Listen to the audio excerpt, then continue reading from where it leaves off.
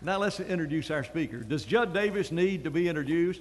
Well, many of you, especially those of you who only know a part of this building, don't know the Judd Davis that we knew as a bratty kid over on 36th Street. What a great, great joy it is to see what Judd's done with his life.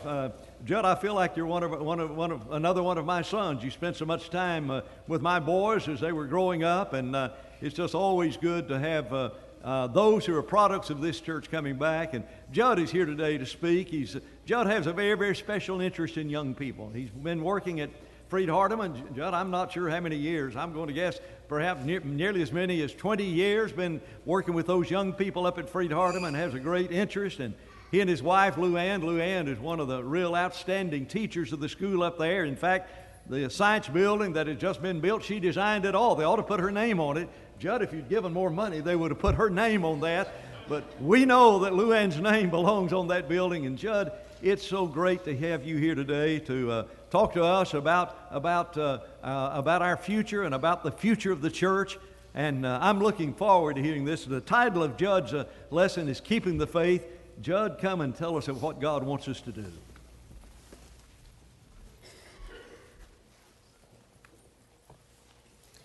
First, let's be clear. I was never a brat.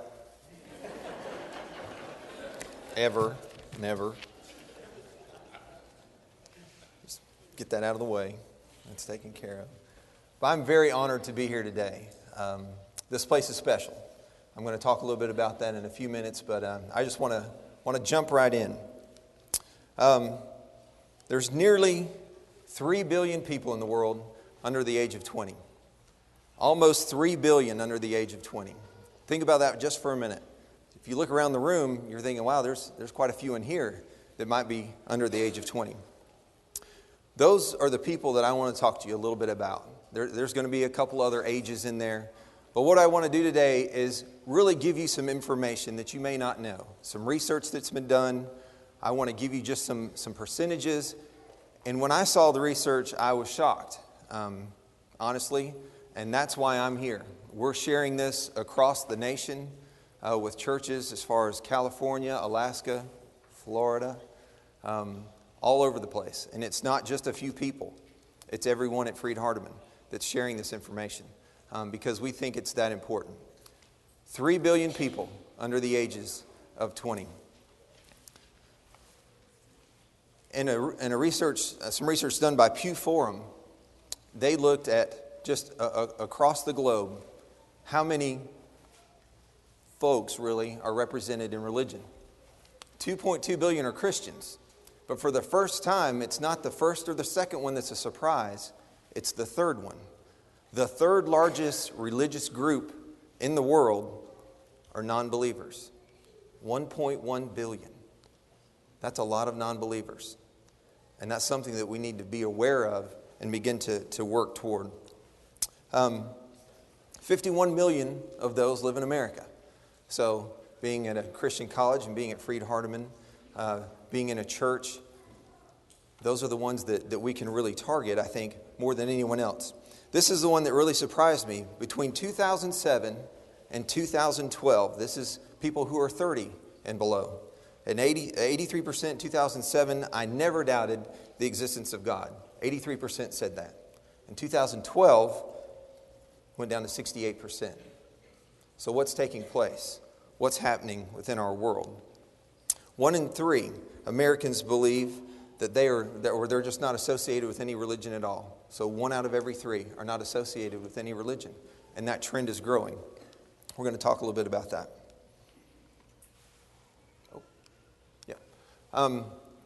18 to 25-year-olds, 38. This is based on a book by David Kinnaman, You Lost Me. 18 to 25-year-olds, 38% have significantly doubted their faith, 57 are less active, and 59 have dropped out of church. That's stunning to me. This has just taken place in the last 10 years, really. And that's what's taking place. 57% are less active in church than at age 15.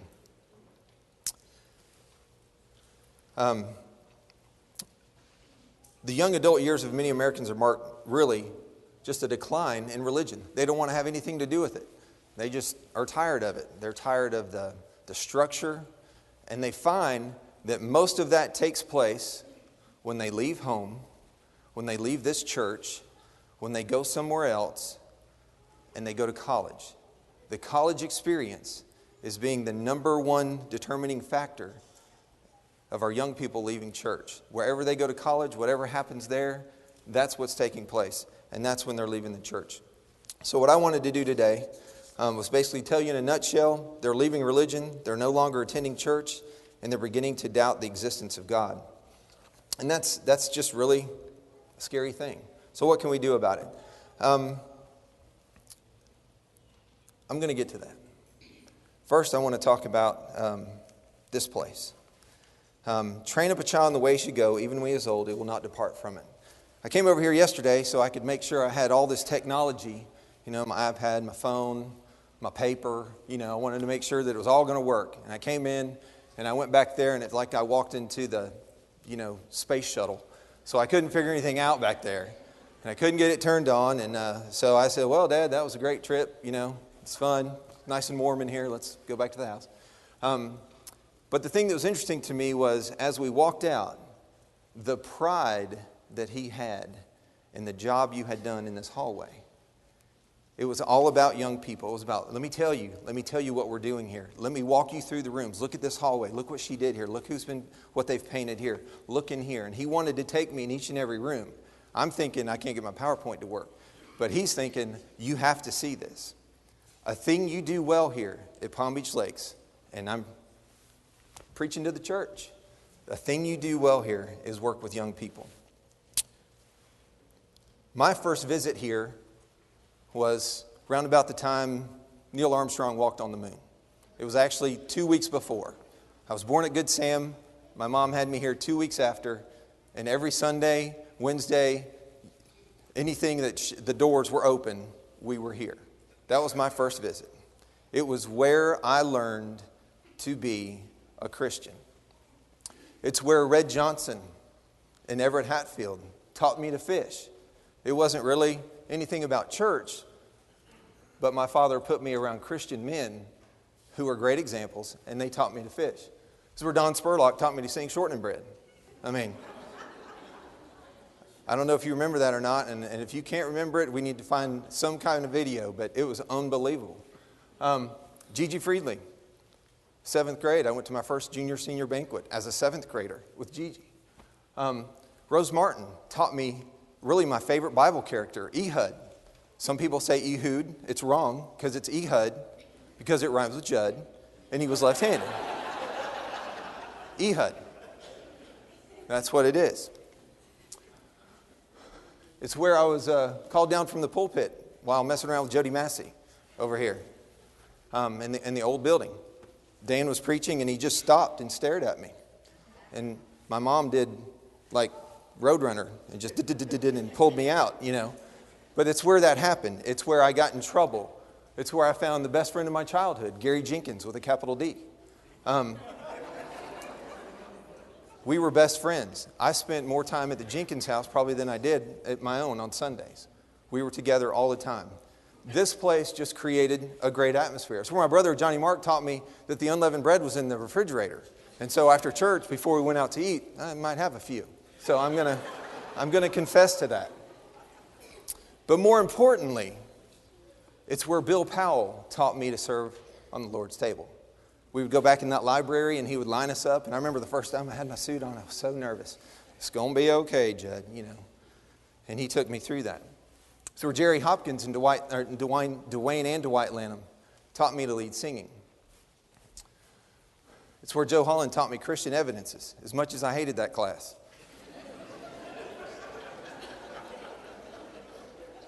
But I learned it. And I will never forget it because he kept teaching us. And we learned a lot of things in there. So where Dan Jenkins taught me that elders must be pops, bishops, elders, presbyters, overseers, pastors, and shepherds. If you don't know that, you will if you sit here longer than a year. And it's always right to do right. It's always wrong to do wrong. It's never right to do wrong. And it's never wrong to do right. And that's right. I learned that here. And you people are the ones that taught me.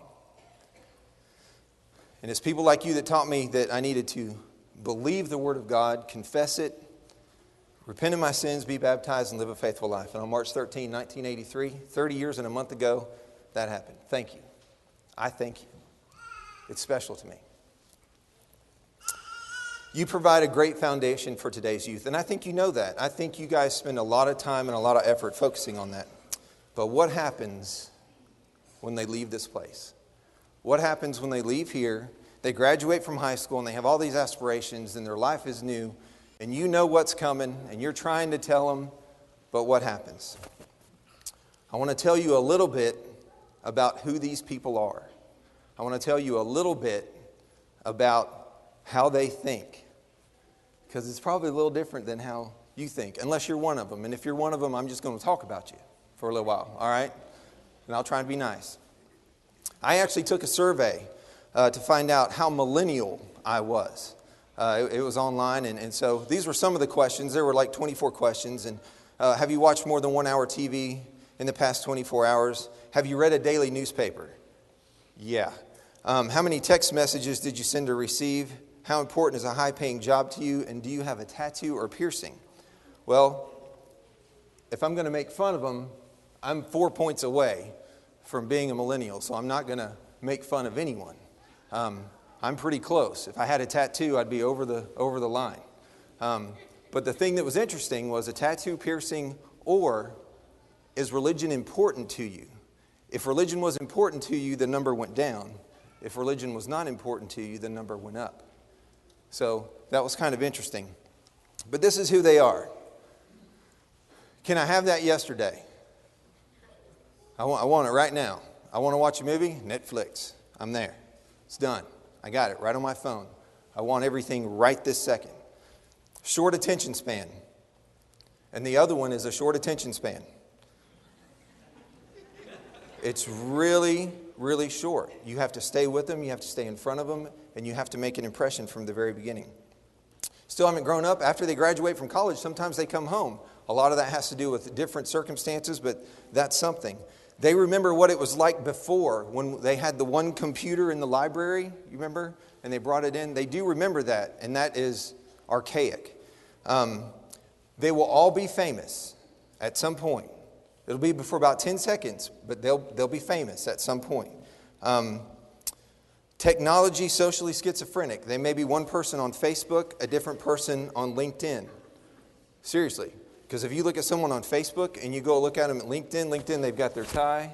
They're like this. Facebook, there's no jumping on trampolines. There's no telling what you're going to see. Also, after they die, they live on. We had a student had a terrible death down in the Dominican on a mission trip. He drowned. And for 3 years after he died, people were posting to his Facebook page. And it was just a place where they could go and talk about and mourn him. So you actually do live on in memory in digital age after you die. They're documenters. They take pictures, they video, they do keep up with everything, and they keep up with it on Facebook. And they're multitaskers. I saw a picture online of a guy skateboarding. He was taking a wall and he had his phone in his hand. He was texting. But not just texting and skating. They can do a lot of things that are important, that are actually beneficial. So it's important to remember that. They think they're very special. And that's because their parents have told them that since they breathed, before they came out. You're special, you're special, you're special. So everyone is different, everyone is special, and you have to treat them that way. They're sheltered and highly protected. The reason they're special is because their parents have just been over them like this the whole time. They're called helicopter parents. And I didn't really understand it. We had a young lady that came to Freed Hardeman, and she enrolled, and she moved into the dorm, and she was having a great time. She went to Interface, and that's our student orientation program. Went to class, been going to chapel 3 weeks in. And we found out that her mother never left. She was in the dorm room with her. It was her mother, and her roommate. So, I mean, that's a helicopter, I guess, But, you kind of wonder what's going on there and how is that going to affect her. And it was basically her roommate that let us know what was going on. Now, I really didn't understand it. I'm like, that's crazy. And then it happened to me. Then it happened to me, okay? This is my little one. This is Cecily, okay? She is just adorable. I mean, look at her. Isn't she? So, you know, I've kind of turned from this helicopter into this helicopter. Right?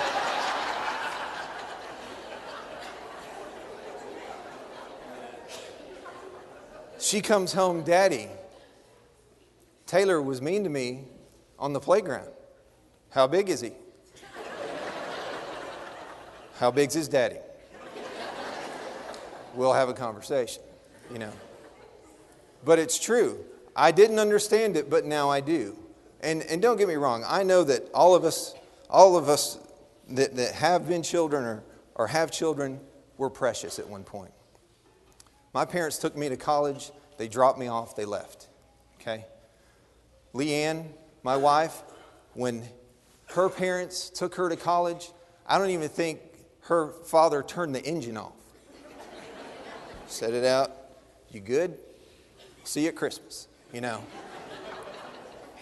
It's different today.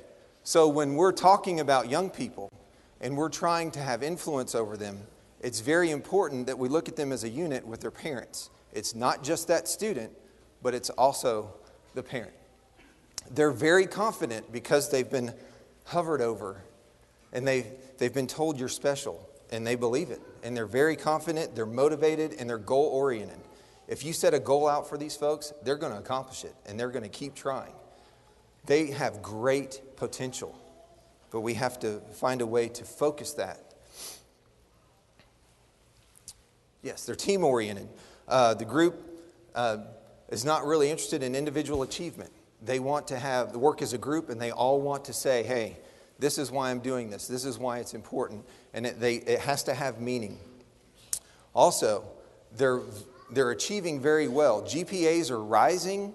Crime is actually falling. They have great values, and they understand how important it is to be really just a citizen. They are pressured, highly structured. They're conventional. They do respect authority and don't question it. However, they do question how things have been done and is there a better way. So sometimes that gets in a little bit of trouble with authority, but they do respect authority. This is one of the most important slides. They value parents' opinion. They value parents' opinion. I didn't value my parents' opinion until like Thursday, okay? I mean, it was just, you know, you don't really know until you're older.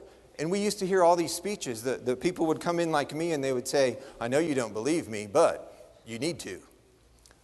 The young people today, they believe us and they believe their parents. And they understand that we actually do have something that might be important for them to hear. Parents are the number one influencers among college students. They're the ones that are going to bring them in. They're the ones that are going to talk them into it. We actually have just one. We used to just recruit to students. We now recruit to students and parents. We have a whole marketing campaign just for parents and making sure they understand what's going on. The future is in the hands of our children. How that future will look will be based on you. The bottom line is they enjoy working as long as it has meaning.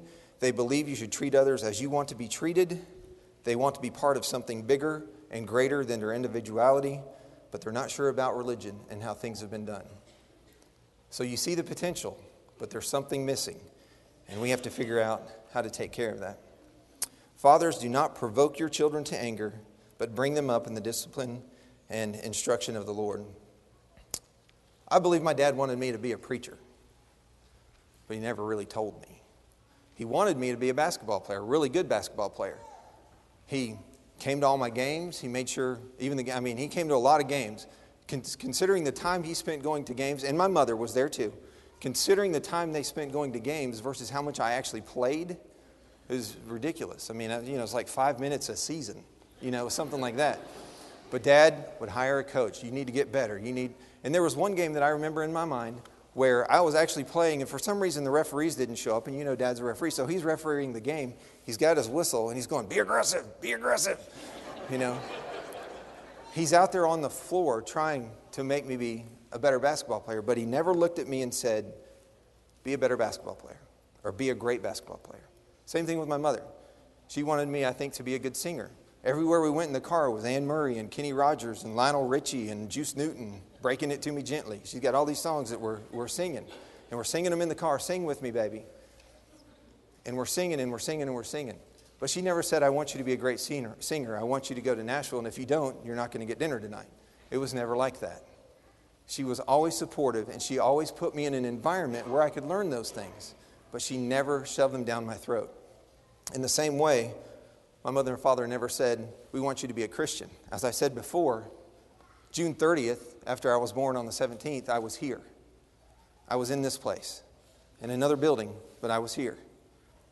And until I left to go to Freed-Hardeman, I was here. And if I wasn't, I had either been hit by something or hit by something. I mean, that was it. Even if I was sick, we were pretty much here. So that's a way to think about this and how we might approach it. What can we do as church members? Well, 1 Thessalonians 5:17 says, pray without ceasing. I've lost my connection. Okay, pray without ceasing. Also, confess your sins one to another and pray for one another that ye may be healed. Prayer seems like an easy thing, but we really don't do it enough. I'm guilty of that too. When it comes to praying for our young people, we need to do that more and make sure that they're included in everything we say and in everything that we do.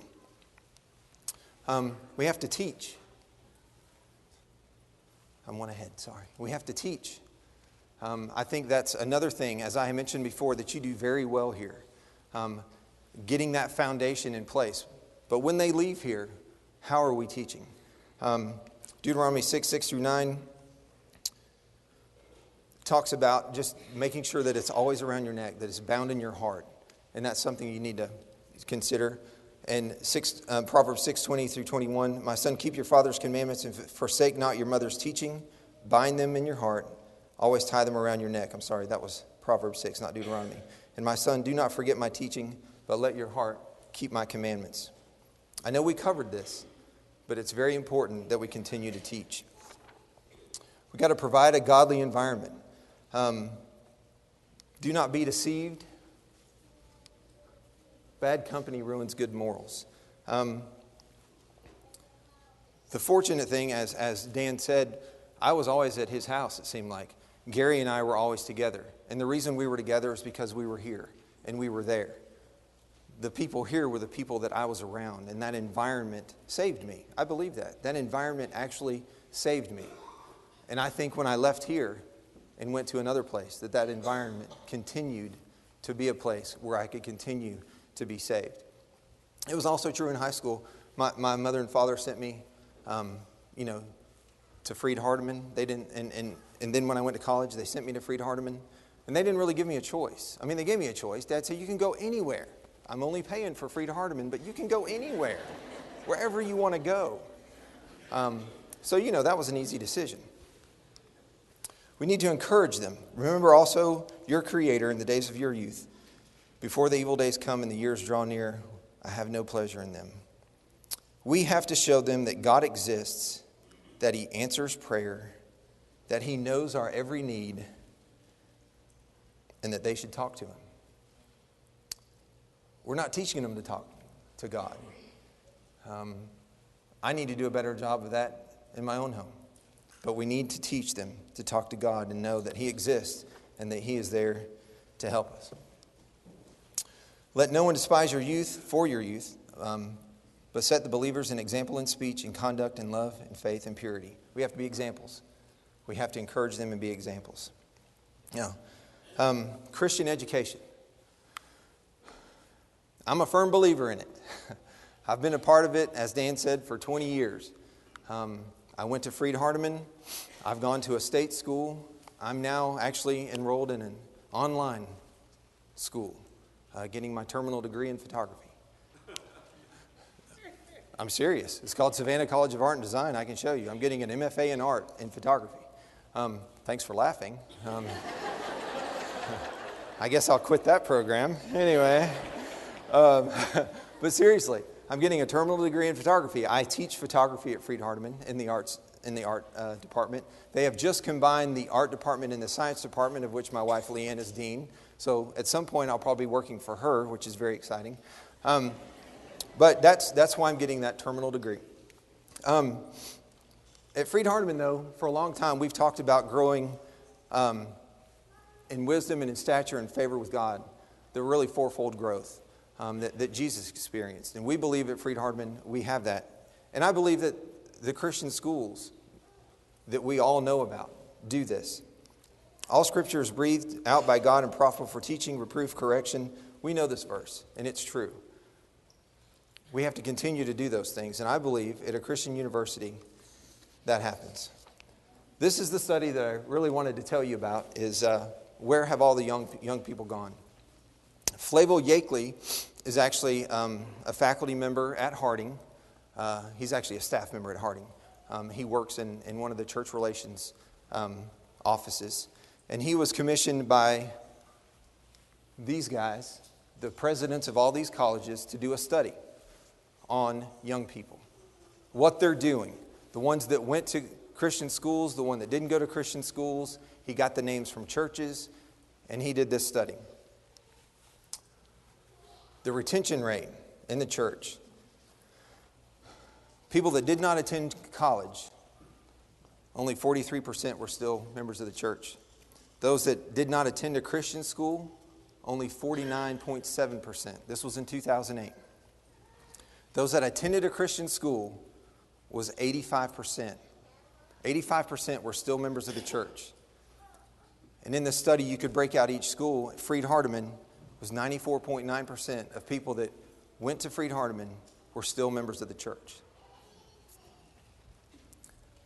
There's some good information there, but it's a little bit scary. It's real scary.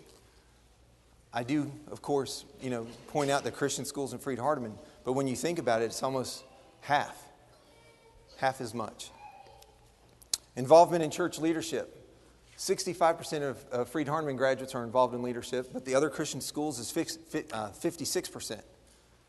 Secular schools, 21%. And those who didn't go to college, only 7% are involved in church leadership. I'm not talking about just members of the church. I'm talking about the people who preach, who are elders, who are deacons, who serve as leaders of the church, men and women. This is church leadership, not just membership. And it's something that we need to really focus on. Church membership, Freed-Hardeman is very high. 85% claim membership in the churches of Christ. That's the freshman class that just came in. We're about 85%. Marital status of those who were part of a Christian education, divorce rate is roughly, I think it's above 40% now. If you go to a Christian college, it's 5.4%. That's the divorce rate if you attend a Christian college. Here's the summary. Christian college alumni are more likely to stay faithful in church. They're more likely to be active in church leadership, and they're less likely to get divorced. If you go to a Christian college, you're going to have a much better success rate. That's basically what it says in all that you do when it comes to the church and in your marriage. And here's what makes the difference. Christian college students are more active in church activities during their college years. There's positive peer pressure to go to church. When you're in the dorm and you're asleep, there's people saying, hey, get up, we got to go to church. I'm not saying it's that way everywhere, but it's pretty strong. Student devotionals give leadership opportunities, classes, dorms, everywhere on campus. You can go to a devotional on Freed-Hardeman's campus any day. Any day of the week you can go to a devotional. There's one that you can go to at any point almost. Daily chapel. At Freed-Hardeman University, we have chapel every day at 10:30. Every day. Monday through Friday, every day we have chapel. Not everyone does that. Not all the Christian colleges do that, but we do at Freed-Hardeman. The interesting thing about chapel is students do complain about going every now and then. later in the semester when they're trying to get their coursework done. But when they leave, one of the top 3 things that our alumni miss about Freed-Hardeman University is chapel. Because they get out in a job and they want that break. They all want to stop at 10:30 and go to chapel and see their friends and worship God. And it's the one of the top 3 things that they miss. Classes are taught by Christian faculty, and every student takes a Bible class every semester. Students are around Christians and date Christians. Extracurricular activities provide social opportunities, and lifetime friendships are formed. This is one, though, that I think is really important.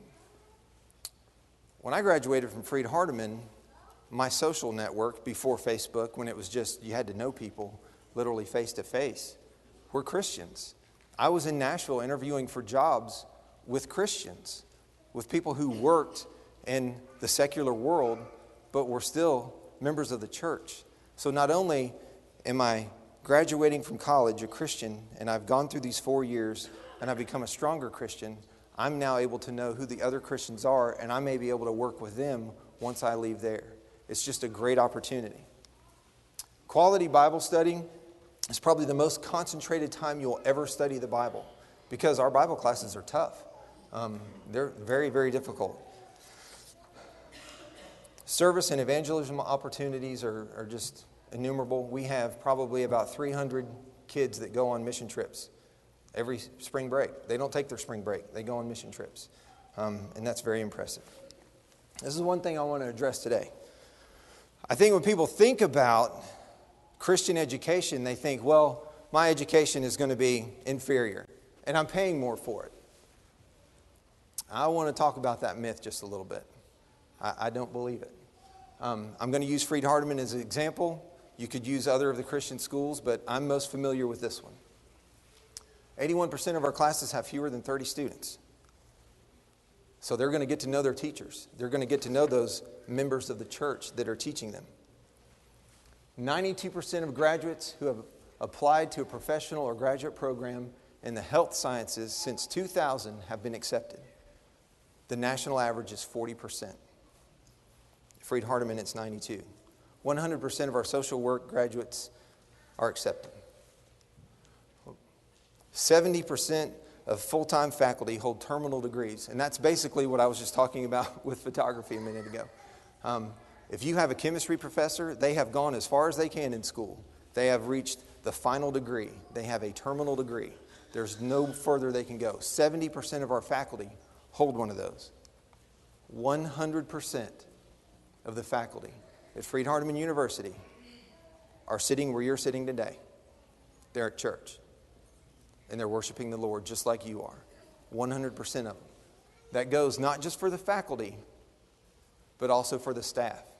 If they're walking to class and they see someone on a mower, mowing the yard, it's a member of the church. That's what's special about Freed-Hardeman. We also teach a little Bible, just a little. 50 Bible students a year graduate from Freed-Hardeman. It's higher than any other Christian college. That's a low number, but it's higher than any other. We have 45 minors in Bible, 153 Bible majors right now, and 1,490 enrolled in Bible classes. 83% of students are members of the church. If you go to Freed-Hardeman and you see 10 people, there's going to be 8 of them that are members of the church. There's going to be one that's kind of like on the fence, and there's one that's not. When you look at 10, 8 of them are members of the church, possibly 9. 100% of our Bible faculty have terminal degrees. They have reached their limit as far as getting an education from a place. They're still studying, don't get me wrong, but every one of our Bible faculty members have a terminal degree. This is just a snapshot. Since I know the dean of the School of Science and Math so well, this was one of her classes that she teaches. Now, granted, these are the sciences. These are pretty much the better students that we have, but this is just, I said, give me your list and tell me what's going on. These are her graduates. Accepted into medical school at UT Memphis, PhD in chemistry, PhD in chemical physics. We have pharmacy school, and Katie Brown, she has a job offer until she decides where she wants to go to graduate school. We're placing people in the workplace. People are getting jobs, and they're getting jobs either at other Christian institutions, getting their degree, or going elsewhere. Now, the cost of a Christian education. I know it's daunting. I'm scared to death. If Cecily doesn't decide to go to Freed-Hardeman and I get the discount, we're saving right now to pay for it. Right now, the average debt of a student that graduates from Freed-Hardeman is about $22,000. When they get through with their 4 years or 5 years, it's $22,000. The average national debt, according to CNN, is $27,000. That's just college in general. That's nationwide. But I understand that it does cost a lot of money. What does it profit a man to gain the whole world and forfeit his own soul? I called my admissions director, and I sent him this. I said, is there anything that I should add? And he said, you could change that verse to, what does it profit a man to go to a state school for a cheaper amount and lose his soul? And he said, isn't that how it reads? And I said, no, I don't think that's how it reads. He was kidding, of course. But I think it's an important note to make. When you consider Christian education and what it can do for your family, for your children, and for the future of the church, it's a pretty persuasive argument. Madison Mayhew, she's an art student, and the debt rates came out last week actually in Tennessee, and they had a story on it. And they wanted to talk to our students because we were in Tennessee. 22,000 isn't the highest, but it was in that area, and they wanted to talk to one. And so the reporters came, sat down with our students and talked to them. And they're like, what's your debt load going to be? She's like, I don't know. And they're like, you don't even know? She said, well, I know I had some scholarships. I know I had some loans. It's probably going to be between $15,000 and $18,000. And they're like, doesn't that concern you? She said, no. And this was her quote that appeared in the paper on the front page of the Jackson Sun. I've grown so much being here spiritually that no matter how much I owe, I wouldn't go back and change schools for a less expensive option. She gets it, and she's been there for 4 years, and she understands it. And her parents have made sacrifices, and she's made sacrifices. But she is in everything on campus. She's doing everything she can, and she's going to be one of our excellent graduates. Just a final word. Jerry earlier read Ephesians 6, 10 through 13. Putting on the armor of God and being strong, standing firm, and praying. It's really about church leadership. It's about who our leaders are going to be on down the road. Where is this place going to be? What are we doing to make sure that this church will continue? And I know that we're doing a lot here. I know we're doing a lot in Henderson, and I know that you're doing a great job with your young people. But there's just one thing to consider, and it is where they go from here. 3 billion people under the age of 20. 3 billion. Of those who will be our elders, deacons, and preachers, our Bible teachers, servants, and missionaries. A Christian education provides a greater chance for those people to be leaders in the church. I know that I've been really strong about Christian education. I believe in it. But beyond that, beyond just a Christian education, there's a lot of concern in the world. There are people turning away from religion. We've got to get them back. We've got to go out and preach the word and teach them. God continually takes ordinary people and allows them to do extraordinary things. If you look at Moses, he was nervous, but he led the people out of Egypt. Consider Philip. There's a man going down a road thinking about his soul. Philip runs into him, and they start talking.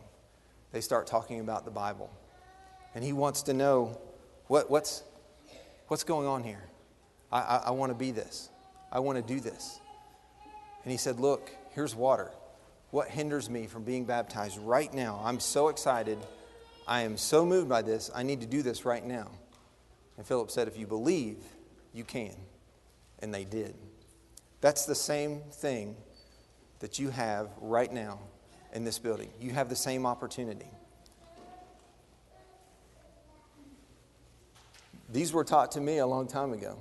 It was March 13th, 1982, when I decided. If you're in this audience today,